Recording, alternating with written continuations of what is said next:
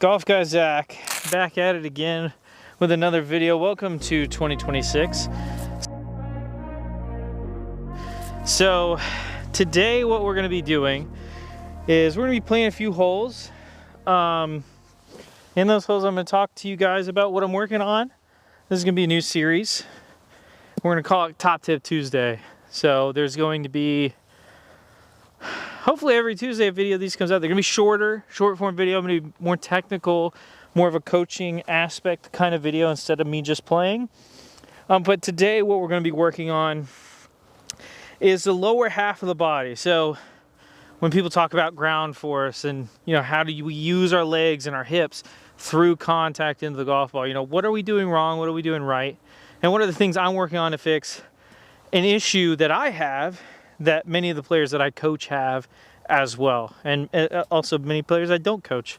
It's a very, very common issue in the amateur game. So down through impact. And, you know, I always call this when I'm coaching people from this foot to this foot. This is what I call the moment of truth. You know, this is going to determine how that ball flies, whether it's low, high, good contact, bad contact, fade, slice, pull, push, all of that. That's all happens right in here, okay? And how we actually rotate our body and our hips specifically through the ball at that impact point is going to determine a lot of that. So for me and a lot of other people, there are two issues that I struggle with and two issues that a lot of people struggle with. And that is, number one, what we call a slide of the hips through impact. So as I start down, instead of rotating my hips, I'm sliding my hips this way. And we're kind of getting like this. And then that club's going to drop inside because there's all this room right here. Club's going to drop inside. It's going to come from way inside. Most of the time that club face is going to be open. But even if we do square it up, that's how you hit a snap hook. So that's the first issue we're going to talk about fixing. And then the second one is what we call early hip extension, humping the ball, all those kinds of things. So we're going, instead of rotating, keeping our hips back and allowing our arms to come through like this, we're extending, trying a little bit too hard to get power out of the legs, and we end up like this at impact. So when we're coming into impact and we go this way, we're pulling our club away from the golf ball. So that's going to result in a lot of hits off the toe, you know, a lot of tops, all that kind of stuff. So we're going to talk about how do we quiet the legs through impact? How do we make sure that we're creating the contact that we want on our golf shots? So we're going to hole 2 here on the red course at the Georgia Club. We're hitting a 3-wood. And really the focus is, and if you're practicing this at home, the focus, what you want to feel is, as you start down, you want to feel your left hip here, start exiting, and you want to feel this right foot roll in this way. So we can get everything moving through. If you want to watch it from this side, left hip exit, right foot rolling in. So we're there. Big problem you'll see a lot of people have the issue of going this way is this right foot stands up and these hips go forward, and that's going to push your upper body back. So we're trying to feel, as we come down through impact, left hip exit, right leg roll in. All right, so we're going to try it here. 3-wood should be enough to carry the bunker. It is cold today, so we'll see what I have in the tank. I also haven't played the first hole, but before then, hadn't swung the club in a week, so we'll see how it's going.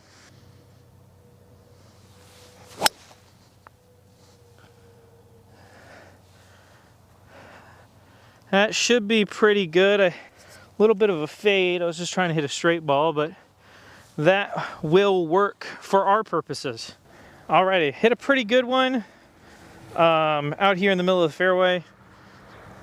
So just real quick while we're working on both of these things, got 71 yards.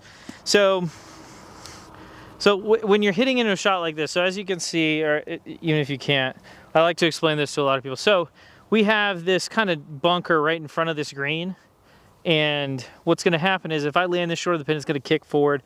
It's cold. It's not going to spin a bunch. So I want to land this at the pin or beyond and try and spin it back, because this green does slope back to front, so I can use that as a little bit of a backstop. So I'm going to take a higher lofted wedge, try and put it higher in the air and get it to land softer around the hole.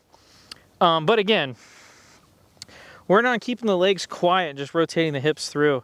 Now when you have these short wedge shots, I see a lot of mistakes happen when people try and say, like, I was at 100 yard, which is about the max distance for my 58. If I was about 100 yards out and I went as hard as I can and swung really hard, and I see a lot of people miss hit with contact, miss hit with, you know, distance, or, you know, throw it way up in the air. The wind can do all kinds of crazy stuff to it. So what we're gonna do on a shot like this with a short wedge is, we're not looking for power. 71 yards isn't a power shot swing. So what I'm gonna do is I'm gonna set up like I'm hitting a pitch shot. I'm gonna set my feet slightly open. I'm gonna put that ball slightly back in my stance. Well, for this one, actually, I'm playing it higher. So it's gonna go slightly forward. I'm gonna put my weight on my left and just focus on rotating my shoulders back and through. And that should give me a consistent flight where my club face is consistently at the target and be able to hit a good shot and try and make a birdie here. So, trying to be real quiet with the legs once again. Slightly forward of center with the ball position. Weight on the left. I'm going to choke up a little on this too. It's going to be almost a full swing. Not quite full. And then we just rotate back and through.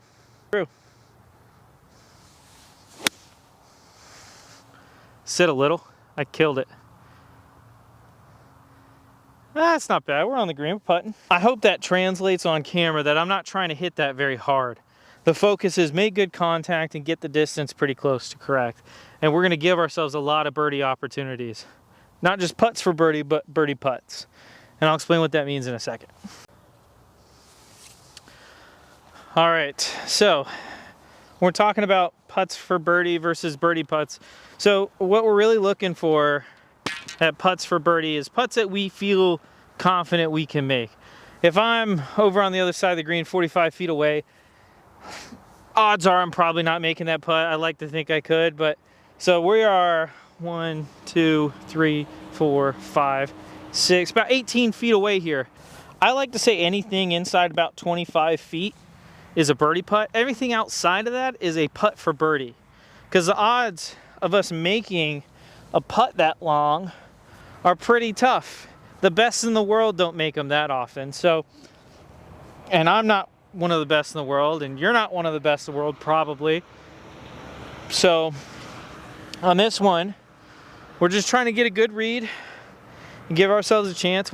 I typically aim a couple feet past the hole because I trust myself inside 5. If I go a little long, I'm okay with that. This doesn't look like a ton of break in this. Looks like it might slide right at the hole. So we're gonna play it just outside right. Put a good roll on it. See what happens. See if we can make a birdie here.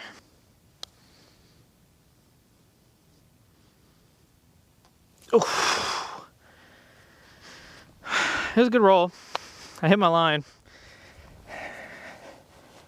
Just the first putt of the day. Just slightly slow. But that's a pretty routine par. I went fairway green, 2-putt par on a hole that can get tricky at times. It's not that tricky if you play it conservatively, but if you want to be aggressive, it can certainly get the best of you. We're going to work on the next hole, talk a little bit more about what's happening with the hips and really focus on trying that. I'm going to give you guys a drill on the tee box to do as well.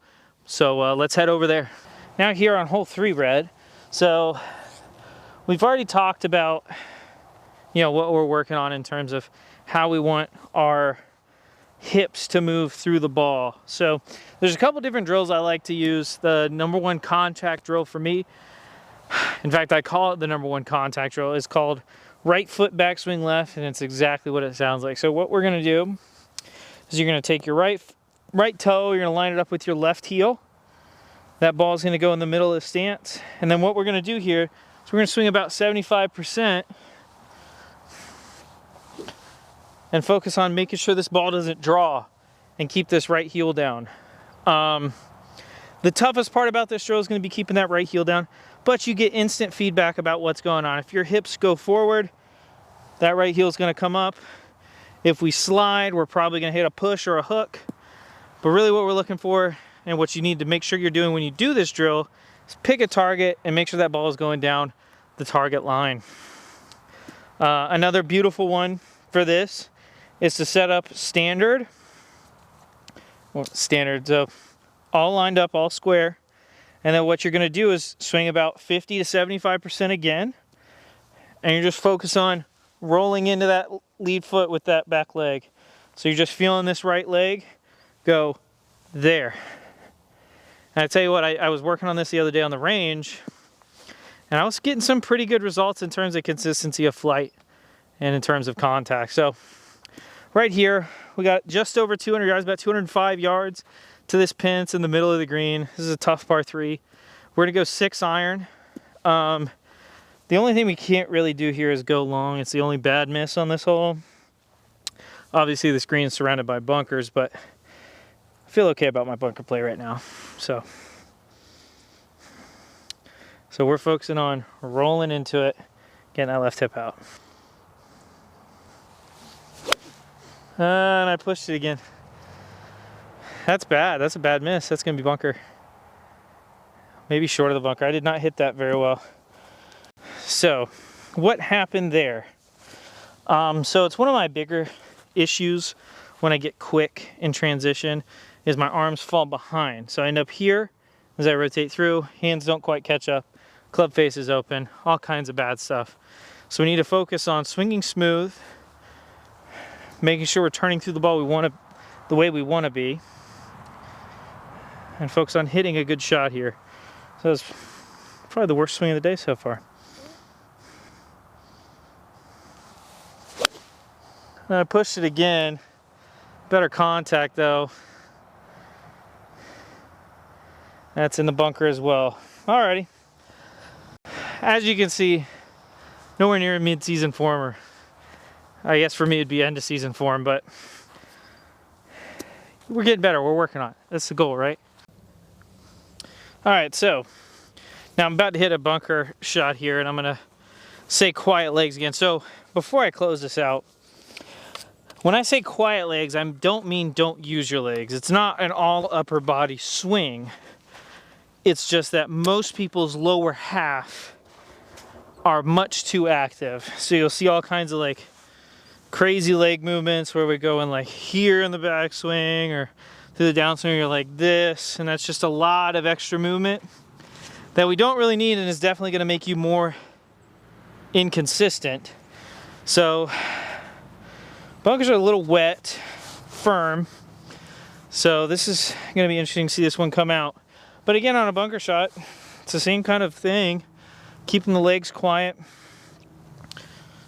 focusing on rotating through the golf ball. You wanna make sure that you don't stop your club, especially when you have a firm bunker, because this ball is just not gonna go anywhere if you do.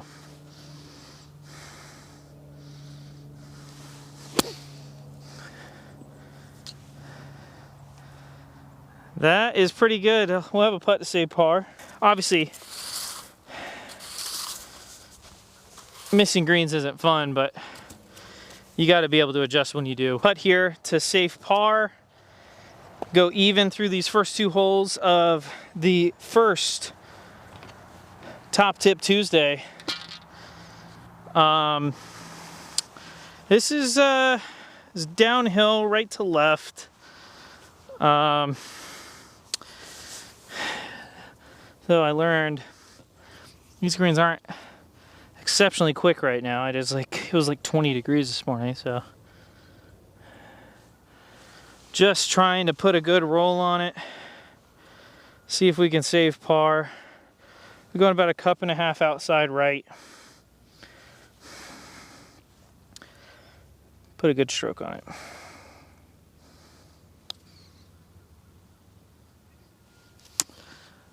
Well, that was a good effort. That'll be a bogey, unfortunately. And I'll tap it in to finish it. Alrighty. Thank you guys for tuning in and watching this episode of Top Tip Tuesday. Thank you guys for tuning in to the Golf Guy Zach. We'll be back very soon with a couple playing videos, another Top Tip Tuesday next week, and try and keep it rolling for 2026.